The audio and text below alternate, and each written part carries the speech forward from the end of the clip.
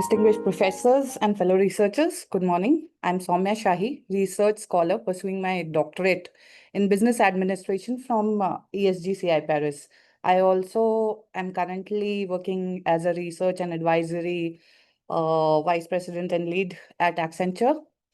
Today, I present research conducted in collaboration with my co-author, Dr. Sujata Shahi, examining the critical intersection between the social and governance dimensions of the ESG framework and the diversity, equity, and inclusion outcomes within the multinational information technology corporations. This paper represents the secondary research component of my doctoral thesis, addressing a fundamental policy practice gap that has significant implications for sustainable restructuring in the IT industry. So the agenda, our presentation today proceeds through 5 substantial sections. We commence with an examination of the critical implementation challenge confronting IT sector, established our theoretical framework grounded in organizational theory, present our systematic methodology employing secondary data analysis, discuss empirical findings regarding organizational profiles and implementation mediators, and conclude with theoretical and practical implementations for advancing ESG DEI integration.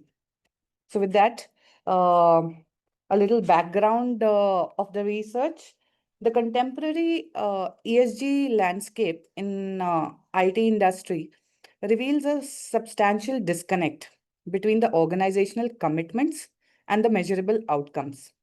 Our analysis identifies what we term the policy practice gap, a 64 percentage point differential between the stated intentions and demonstrated results.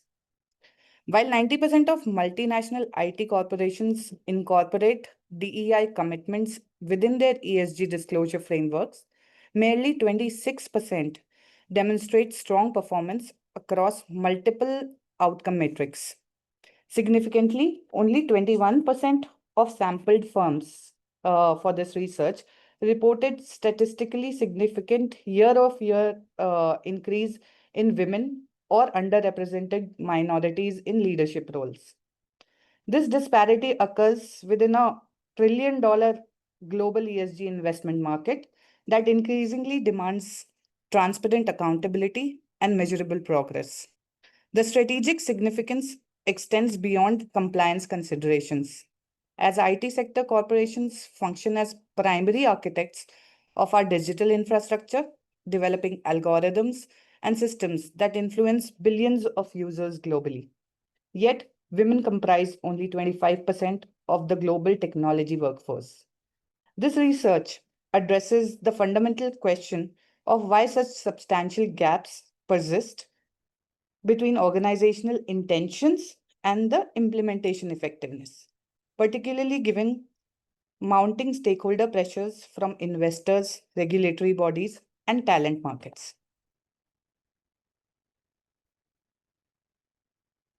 So, going on to our research objectives. This investigation pursues 4 primary research objectives. First, to identify and classify distinct organizational approaches to DEI implementation within the multinational IT corporations ESG framework. Second, to determine which implementation strategies most effectively mediate the translation of ESG commitments into DEI outcomes, which are measurable. Third is to examine how organizational characteristics and external environment factors moderate this relationship between ESG practices and the DEI performance. And last but not the least, to develop evidence-based recommendations for building resilient DEI initiatives capable of withstanding varying external pressures while delivering substantial outcomes. So moving on to our theoretical foundation, our conceptual framework integrates 3 complementary theoretical perspectives. First is the stakeholder theory, as articulated by Freeman, posits that organizations must consider the interests and expectations of diverse stakeholders, which is employees, investors, customers, and communities, to achieve a long-term legitimacy and sustainable success. The second theory that we looked at during the literature review was the resource-based view, following Barney's framework. This positions diverse and inclusive workforce as valuable, rare, and inimitable organizational resources capable of providing sustained competitive advantage through enhanced innovation, capacity, and problem-solving capabilities. And the third theory that we found, which was very relevant to our research, was institutional theory. Drawing from DiMaggio and Powell's work, emphasizes how regulatory frameworks, normative expectations, and cognitive pressures shape organizational behavior and adoption of management practices. All these theory put together, these theoretical perspectives converge to explain how external institutional pressures drive stakeholder expectations, which organizations address through strategic implementations and to achieve uh, a sustainable ESG DEI integration. So with this, we'll briefly take you through the research approach and methodology that we adopted for these research objectives. This study employs a secondary research methodology, systematically analyzing standardized data from 50 multinational IT corporations to examine relationships between ESG practices and DEI outcomes. The research design adopts a post-positive epistemological stance, emphasizing empirical measurement while acknowledging contextual and theoretical influences. Our sample comprises corporations across 3 continental regions, 62% North American, 24% Asia Pacific, 10% European, and 4% other jurisdictions, spanning reporting cycles from 2021 to 2024. Data sources include corporate sustainability reports, third-party ESG databases, including Bloomberg ESG, MSCI, and Refinitiv, and certain industry benchmark analysis as well. The statistical analysis employs correlation analysis, hierarchical multiple regression, cluster analysis using K-means methodology with Silhouette validation, and mediation analysis using the process macro. Our primary regression equation demonstrates, which is given at the bottom of the diagram, it demonstrates that DEI outcomes are predicted by ESG social practices, ESG governance practices, organizational characteristics, and external environment factors with interaction effects. With this, brief on the research approach and methodology, I'll focus the major part of my presentation on the key findings that we got through this.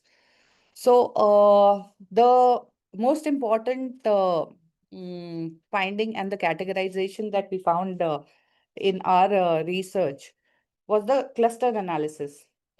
This revealed that only 1 in 4 companies are DE&I leaders, while 30% are stuck in the policy and practice gap.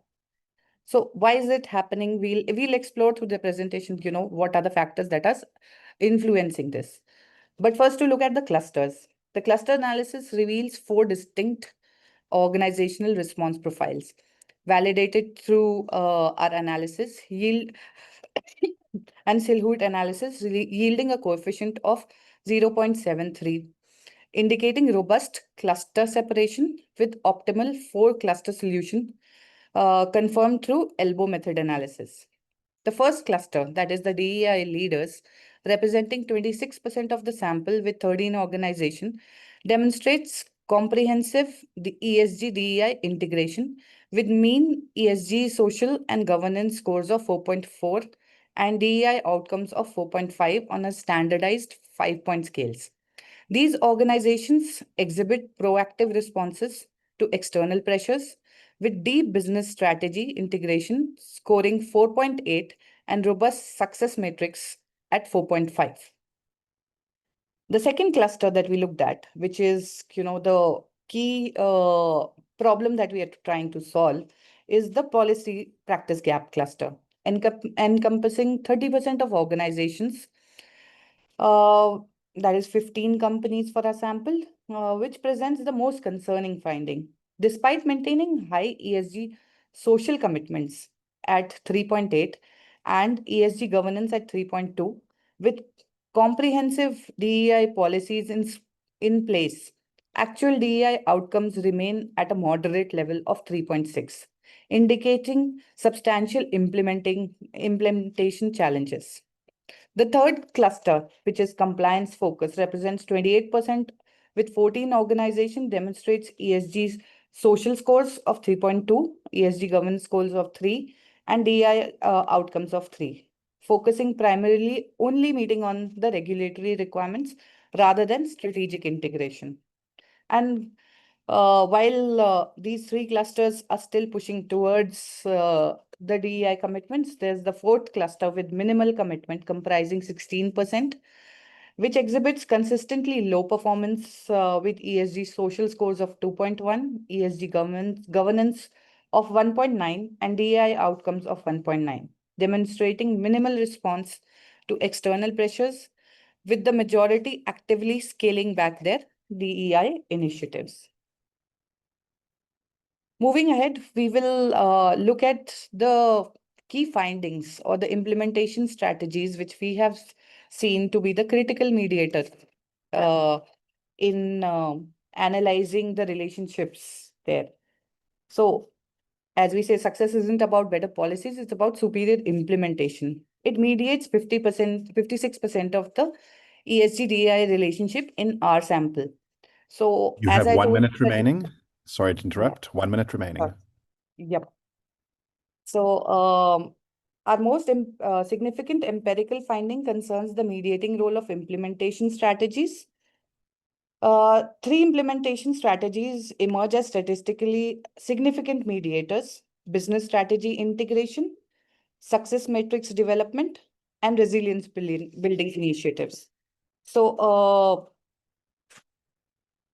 with this, the combined effect of these three implementation strategies actually explains 79% of the variance in our DEI outcomes, with organizations implementing all three approaches demonstrating 2.3 times superior performance compared to those with limited implementation capabilities. I'll go through this slide very briefly, saying that, the contextual angle to the whole mediating effect on the DEI outcomes, it also comes from the regional variation and the external environment factors, wherein, political resistance, economic uncertainty, and cultural barriers serve as the negative moderators, while regulatory, stakeholder, and market expectations positively impact this equation. And lastly, this research contributes several significant findings to the ESG DI implementation literature. For organizational practitioners, findings suggest prioritizing implementation capability development over policy elaboration. Context-sensitive strategies prove essential, requiring adaptation based on regulatory environments and organizational resource constraints. And the future research directions include longitudinal analysis to establish causal relationships and track implementation effectiveness over time. And this is something that I am also currently pursuing in the further course of my PhD research, wherein I dive deeper. And right now, through the secondary research, we have established the 56% mediation by bringing in the organizational perspective. But the primary research, which will comprise of samples from the employees' perception of these outcomes, that will bring in furthermore variables to explain the mediating effects. So with this, Right. I've Thank you very rushed through much. the last few slides, but thank you so much Yeah. for giving me the opportunity.